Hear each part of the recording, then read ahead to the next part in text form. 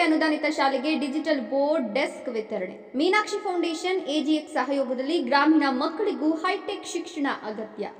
ಬೀರಪ್ಪನಹಳ್ಳಿ ನರಸಿಂಹಮೂರ್ತಿ. ಶಿಡ್ಲಘಟ್ಟ ತಾಲೂಕಿನ ಗಂಜಿಗುಂಟೆ ಗ್ರಾಮದ ಜ್ಞಾನೋದಯ ವಿದ್ಯಾಸಂಸ್ಥೆಯ ಅನುದಾನಿತ ಕನ್ನಡ ಹಿರಿಯ ಪ್ರಾಥಮಿಕ ಶಾಲೆ ಹಾಗೂ ಪ್ರೌಢಶಾಲೆಯಲ್ಲಿ ಮೀನಾಕ್ಷಿ ಫೌಂಡೇಶನ್ ಮತ್ತು ಎಜಿಎಕ್ಸ್ ಸಂಸ್ಥೆಯ ಸಹಯೋಗದಲ್ಲಿ ಡಿಜಿಟಲ್ ಬೋರ್ಡ್ಗಳು ಹಾಗೂ ಡೆಸ್ಕ್ಗಳ ವಿತರಣಾ ಕಾರ್ಯಕ್ರಮ ಶನಿವಾರ ನಡೆಯಿತು.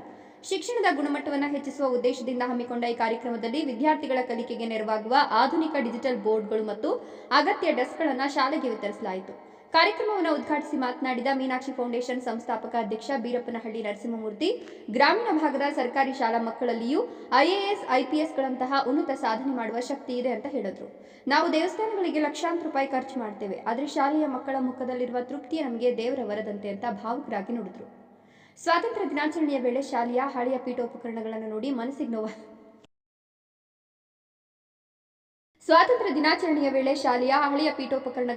ಮನಸ್ಸಿಗೆ ನೋವಾಯಿತು.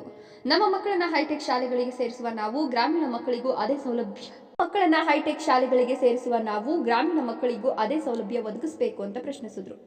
ಸರ್ಕಾರಿ ಶಾಲೆಗಳಲ್ಲಿ ಓದಿದವರೇ ಇಂದು ದೊಡ್ಡ ಮಟ್ಟದ ಸಾಧನೆ ಮಾಡಿದ್ದಾರೆ ಅಂತ ಅವರು ನೆನಪಿಸಿದ್ರು. ಸಾಧನೆಗೆ ಶಾಲೆ ಅಡ್ಡಿಯಲ್ಲ. ಸರ್ ಎಂ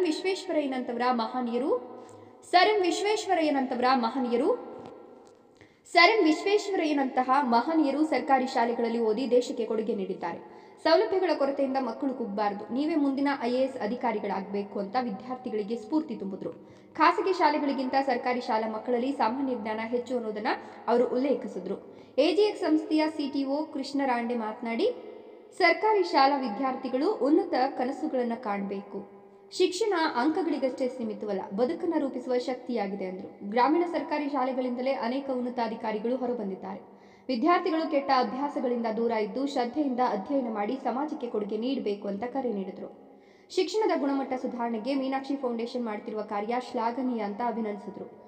ಮಕ್ಕಳಿಂದ ವೇದಿಕೆಯಲ್ಲಿ ಸಾಂಸ್ಕೃತಿಕ ಕಾರ್ಯಕ್ರಮಗಳನ್ನು ಹಮ್ಮಿಕೊಳ್ಳಲಾಗಿತ್ತು. ಕಾರ್ಯಕ್ರಮದಲ್ಲಿ ಸಿಪಿಆರ್ಪಿ ಭಾರತಿ, ಕಲಾವಿದರಾದ ಅರುಣ್ ಕುಮಾರ್, ಶಾಲೆಯ ಮುಖ್ಯೋಪಾಧ್ಯಾಯರಾದ ನರೇಂದ್ರ ಬಾಬು, ಮೀನಾಕ್ಷಿ ಫೌಂಡೇಶನ್ನ ಮಂಜುಳಾ, ದ್ಯಾವಪ್ಪ, ಹರಿಕೃಷ್ಣ, ನಾಗೇಶ್, ನರಸಿಂಹರಾಜು, ಶಿಕ್ಷಕರಾದ ವೀಣಾ, ಸುಧಾ, ಆನಂದ್, ನಾರಾಯಣಸ್ವಾಮಿ, ವೆಂಕಟೇಶ್, ವಿದ್ಯಾರ್ಥಿಗಳು ಹಾಗೂ ಗ್ರಾಮಸ್ಥರು ಉಪಸ್ಥಿತರು. ಇಲ್ಲಿ ವಾತಾವರಣ, ಇಲ್ಲಿ ಪರಿಸ್ಥಿತಿ, ಇಲ್ಲಿ ನೋಡ್ತಾ ಇದ್ರೆ ತುಂಬಾ ಖುಷಿ ಅನ್ನಿಸ್ತದೆ. ಮಕ್ಕಳಲ್ಲಿ ನಾಳೆ ಬೆಳಿಗ್ಗೆ ಏನೇನು ಅವರು ಇದಾಗ್ತದೆ, ಏನು ಬದಲಾವಣೆ ಆಗ್ತದೆ, ಇವತ್ತು ಚಿಕ್ಕ ಮಕ್ಕಳೇ ನಾಳೆ ಬೆಳಗಿನ ಇವರು ಅಂತ ಹೇಳ್ತಾರೆ. ಅದರಿಂದ ಈ ಕಾರ್ಯಕ್ರಮಕ್ಕೆ ನಮ್ಮನ್ನು ಸ್ವಾಗತ ಮಾಡಿದ್ದಕ್ಕೆ, ಇಲ್ಲಿ ಬಂದು ಇಲ್ಲಿ ನಡೆದಿರ್ತಕ್ಕಂಥ ಪ್ರೋಗ್ರಾಮ್ ಸ್ಕೈ ಬೋರ್ಡು ಮತ್ತೆ ಡೆಸ್ಕ್ಸ್ ಇದೆಲ್ಲ ಮೀನಾಕ್ಷಿ ಫೌಂಡೇಶನ್ ಟ್ರಸ್ಟ್ ಕಡೆಯಿಂದ ನಾವು ಗಣರಾಜ್ಯೋತ್ಸವ ದಿವಸ ಆಗಸ್ಟ್ 15 ದಿವಸ ಏನ್ ಹೇಳಿದ್ದು ಅದ್ರ ಪ್ರಕಾರ ಎಲ್ಲ ಇವತ್ತು ನಮ್ಮ ಶಿಕ್ಷಕರ ಸಹಾಯ ತಗೊಂಡು ಇಲ್ಲೆಲ್ಲ ಹಂಚಿದ್ದೀವಿ, ಕೊಟ್ಟಿದ್ದೀವಿ. ಇಲ್ಲಿ ಇದಕ್ಕೆಲ್ಲ ನಮ್ಮ ಇವರು ಸಾಹೇಬರ ಕಂಪನಿ ಕಡೆಯಿಂದನೂ ತುಂಬಾ ಧನ್ಯವಾದಗಳು ಹೇಳ್ತಾ ಇದೀವಿ. ಅವ್ರಿಗೆ ಇಷ್ಟೇ ಮುಗಿಸ್ತಾ ಆಗ್ತೀವಿ. ಆ ತರ ಒಂದು ಮನ್ಸಿಟ್ಕೊಂಡು ಚೆನ್ನಾಗಿ ಓದಿ ಈ ದೇಶಕ್ಕೆ ಒಳ್ಳೆಯ ಪ್ರಜೆಗಳಾಗಿ ಒಳ್ಳೆಯ ಕೊಡುಗೆ ಕೊಡಬೇಕು ಅಂತ ನಾನು ಪ್ರಾರ್ಥಿಸ್ತೀನಿ.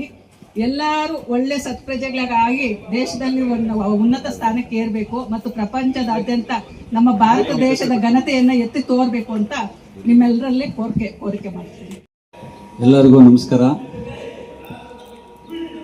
ಇಲ್ಲಿ ನಮ್ಮ ಮುಂದೆ ನೆರೆದಿರುವಂತಹ ಎಲ್ಲ ಮಕ್ಕಳಿಗೂ, ಅವರ ಪೋಷಕರಿಗೂ, ಅಕ್ಕ ತಂಗಿಯರಿಗೂ, ಅಣ್ಣ ತಮ್ಮಂದಿರಿಗೂ, ಈ ವೇದಿಕೆ ಮೇಲೆ ಇರುವಂತಹ ದೇವರಾಜ್ ಅವರು ಮತ್ತು ಅರುಣ್ ಸರು ಮತ್ತು ಎಜಿಎಕ್ಸ್ ಕಂಪನಿ ಸಿಟಿಒ ಮತ್ತು ನಮ್ಮ ಸುಧಾ ಮೇಡಮು, ಎಲ್ಲ ಗಣ್ಯರಿಗೂ ನಮಸ್ಕಾರಗಳು. ಎಷ್ಟು ಖುಷಿ ಅನಿಸುತ್ತೆ ಅಂದರೆ,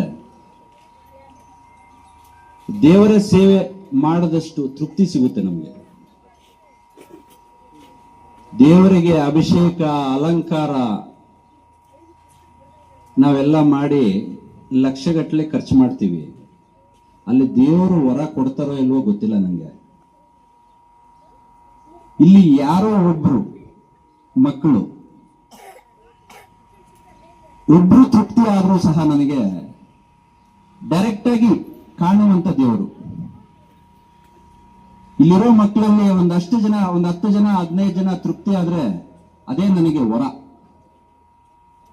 ಈ ಡೈರೆಕ್ಟ್ ಆಗಿ ಕಾಣಿಸುವಂತ ದೇವರುಗಳು ಮಕ್ಕಳು, ಮುಗ್ಧ ಮಕ್ಕಳು, ಏನು ಗೊತ್ತಿರುತ್ತೆ ಅವ್ರಿಗೆ? ಏನು ಗೊತ್ತಿರೋದಿಲ್ಲ. ಅಂತವರಿಗೆ ನಾವು ಸೇವೆ ಮಾಡಿದ್ರೆ ಡೈರೆಕ್ಟ್ ಆಗಿ ದೇವರಿಗೆ ಮಾಡಿದಷ್ಟು ಸೇವೆ ನಮಗೆ ಸಿಗುತ್ತೆ ಅಂತ ನಾನು ನಂಬಿದ್ದೀನಿ. ಇಲ್ಲಿ ಆಗಸ್ಟ್ 15th ಬಂದಾಗ ಅವರು ಕೂತ್ಕೊಳ್ತಾ ಇರುವಂತ ಚೇರ್ ನೋಡಿದೆ, ನನಗೆ ಅಳೋ ಒಂದು ಬರಲಿಲ್ಲ ಅಷ್ಟೇ.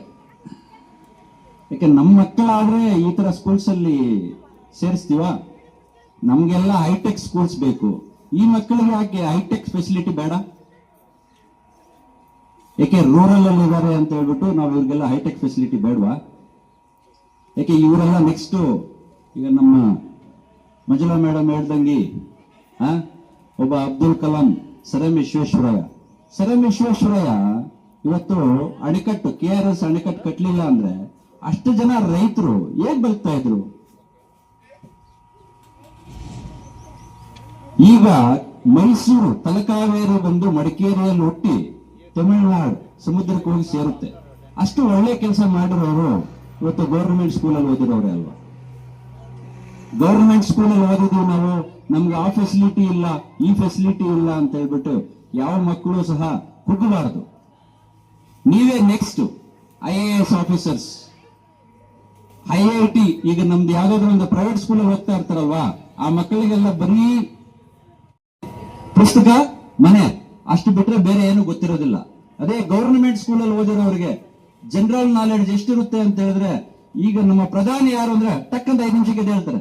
ಈ ಪ್ರೈವೇಟ್ ಸ್ಕೂಲಲ್ಲಿ ಓದ್ತಾರೆ, ನಮ್ಮ ಬುಕ್ಕಲ್ಲಿ ಇಲ್ಲ, ಅದು ನಮ್ಮ ಬುಕ್ಕಲ್ಲಿ ನಮ್ಗೆ ಹೇಳ್ಕೊಟ್ಟಿಲ್ಲ ಅಂತ ಹೇಳ್ತಾರೆ. ಅದೇ ಇಲ್ಲಿ ನಮಗೆ ಎಲ್ಲದೂ ಹೇಳ್ಕೊಡ್ತಾರೆ. ಈಗಿನ ಮುಖ್ಯಮಂತ್ರಿ ಯಾರು, ನಮ್ಮ ದೇಶದ ಪ್ರಧಾನಿ ಯಾರು, ನಮ್ಮ ದೇಶದ ರಾಷ್ಟ್ರಪತಿ ಯಾರು, ಎಲ್ಲದನ್ನು ಹೇಳ್ಕೊಡ್ತಾರೆ. ಇಲ್ಲಿ ಕಲೀಲಿಕ್ಕೆ ತುಂಬಾ ಅವಕಾಶಗಳಿದೆ. ಈಗ ಯಾರೋ ಒಬ್ರು ಮೇಡಮ್ ಹೇಳ್ತಿದ್ರು, ಅಲ್ಲಿ ಯಾರೋ ಒಂದು 5th ಸ್ಟ್ಯಾಂಡರ್ಡ್ ಹುಡುಗಿನ ಅವ್ರ ತಂದೆಯವರು ಕೆಲಸ ಸ್ಕೂಲ್ ಬಿಡಿಸ್ಬಿಟ್ಟಿದ್ರು. ಆಮೇಲೆ ನಾವು ಫೋರ್ಸ್ಫುಲ್ ಆಗಿ ಹೋಗಿ ಕನ್ವಿನ್ಸ್ ಮಾಡಿ ಕರ್ಕೊಂಡ್ ಬಂದಿವಿ ಅಂತ. ಯಾಕೆ ಅಂತ ಗೊತ್ತಿಲ್ಲ, ಏನು ಅವ್ರ ಸಮಸ್ಯೆಗಳು ಅಂತ ಗೊತ್ತಿಲ್ಲ.